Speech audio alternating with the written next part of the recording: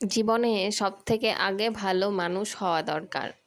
কিন্তু এতটাও ভালো মানুষ নয় যে তোমাকে একদিন নিজেকে নিজেই হারিয়ে ফেলতে হয়। যে তুমি কি সেটা নিজেও বুঝতে পারবে না। সবার খুশিতে খুশি, সবার হ্যাঁতে হ্যাঁ মেলানো সেই মানুষটা একদিন কখন যেন বোকার পর্যায়ে নেমে চলে আসবে, নিজেও বুঝতে পারবে না।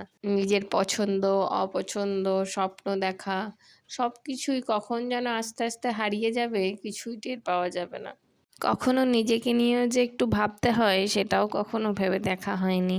তুমি যদি ভুল করে কিছু ভেবে ফেলো বা কোনো স্বপ্ন দেখে ফেলো, সে স্বপ্ন পূরণ করার মতো পাশে তুমি কাউকেই পাবে না।